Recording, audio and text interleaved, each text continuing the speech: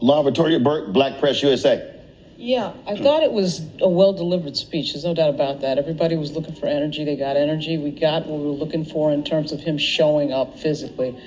I do think, though, it's a big mistake to wait an hour to mention your first agenda item with regard to Black Americans. Here's the simple truth. You can't love your country only when you win. Mr. Speaker, the President of the United States. I just want to say a few words about my State of the Union night last night. It was a really long night. I was on Roland Martin Unfiltered. Mr. Speaker, the President of the United States. What you saw there was the 2023 entrance of the president into the House chamber and the entrance last night. But I spent most of the night on 16th Street at Roland Martin's studio, which is about 5 seconds walk from the White House. I've been to a lot of States of the Unions, seated up in the gallery with the media, and it is quite an evening to watch up close. But last night, I was happy not to be there because I really felt like I was just tired. I was really kind of falling asleep. But at any rate, the speeches I think everybody saw, or at least saw clips of, was pretty spirited on the part of the president. He really kind of allayed a lot of the fears that people have had that he doesn't have the energy, he's too old, or this or that. He really rose to the occasion and brought a very spirited version of himself into the House chamber last night. It was really interesting to watch from that standpoint. Before anything even started, as I walked into the studio, which is really very close to the White House, there was a pretty spirited Free Palestine demonstration right outside the White House, and that probably started at about, I would say, 5 o'clock in the evening. And in fact, the president sort of had to reroute his route from the White House to the Capitol because of the demonstration. There was a lot of people out there.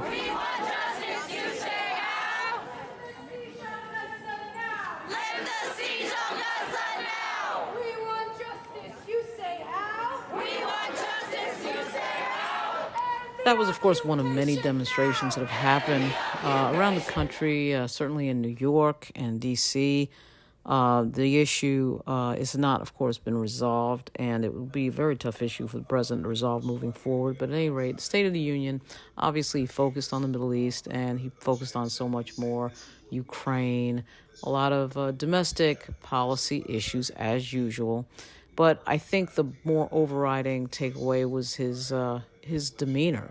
He was, I think, really trying to prove that, look, I'm not too old for the job, and I'm going to prove it to you by the way I deliver this speech. This was no ordinary time. Freedom and democracy were under assault in the world. Tonight, I come to this same chamber to address the nation. Now, it's we who face an unprecedented moment in the history of the Union. And yes, my purpose tonight is to wake up the Congress and alert the American people that this is no ordinary moment either. Not since President Lincoln and the Civil War have freedom and democracy been under assault at home as they are today. And then at one point, Roland Martin asked, what do you think is going to happen next? Disinformation. We're going to continue to see that, the lying, the craziness, the nonsense. You saw what you saw tonight. There was a member yelling. There was somebody yelling from the gallery, but there was also a member yelling at the president. breaking the rules of the House, wearing campaign material. Right, exactly. And of course, nobody's going to do anything about it anyway. So she can do whatever the heck she wants. And of course, what we were talking about there was Marjorie Taylor Greene, the congresswoman from Georgia, who came in full MAGA gear last night to the House floor. The reason that that's sort of interesting is that the House of Representatives have some very specific rules about dress code, not only just on the floor of the House, but in the lobby outside of the floor of the House, which the press actually can go in. But the rules are pretty clear. And one of those rules is you're not supposed to wear a hat on the House floor. I gotta sort of laugh. I mean, I know it's a first world problem type thing to bring up, but there are members, and 2 of them happen to be African American, who regularly wear hats. One is the Congresswoman from North Carolina, Alma Adams, who regularly wears a hat, which of course she takes off when she goes on the House floor. The other is Frederica Wilson. Full disclosure, I'm actually distantly related to Frederica Wilson of Florida. She, every single day, wears a cowboy hat, a very stylish set of cowboy hats, as a matter of fact. Anyway, she takes it off when she enters the House floor. And then last night, what do we see? Marjorie Taylor Greene with a MAGA hat on. Nobody says anything. Well, I shouldn't say nobody says anything. I'll correct that. One of the doorkeepers actually did say something to her.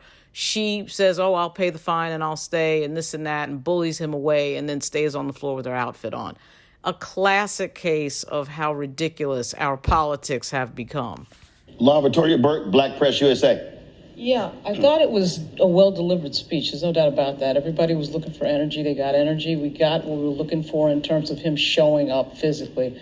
I do think, though, it's a big mistake to wait an hour to mention your first agenda item with regard to Black Americans, which was I think it was about 57 minutes, okay? Black voters are the base. They're the most important base of the Democratic Party. There was very few language in this speech at a time we see an attack on Black history, an attack on DEI. Obviously, the end of the BLM racial reckoning thing has come to a complete end because there was nothing in this speech for that. And there's no reason for that other than being scared to talk to Black people because you're scared to piss off white people that you think are going to vote for you who are not going to vote for you. Because if they care about that, they're never going to vote for you. It was a great speech, well delivered, but he's got to show up more than just one day. Faces greatest threats of the Civil War, and today, though bruised, our democracy remains unbowed and unbroken. I think the people sent us a clear message. Fighting for the sake of fighting. Power for the sake of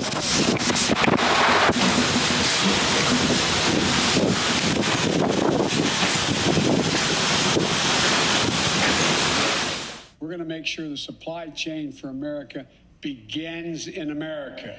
The supply chain begins in America. We've already created. That was an example of the president doing what he did last year. He did it again this year, sort of trying to make the Republicans clap for him. There was a moment in the speech last night where he brought up curing cancer, and you had the Speaker of the House and members of the Republican Party on the other side of the aisle not standing up for that. It just gets completely absurd, the level of partisanship, when you can't even agree on something that is not partisan, which is cancer, and you just won't stand up because he's got a D next to his name, so you just can't stand up in support of anything that he says. But unfortunately, this is the political environment that exists now in the United States. Just blind, naked partisan for the sake of blind, naked partisanship. And so we'll see what happens. And I think it's 209 days, November 5, 2024, where we are going to have the answer to the question of which direction this country is going to go in terms of what type of government we're going to have. It's going to be very, very harrowing. I think there are going to be a lot of things that happen that are going to be unprecedented, frankly. So until next time, that's it. That was my night last night, and we'll see what happens next. Good luck.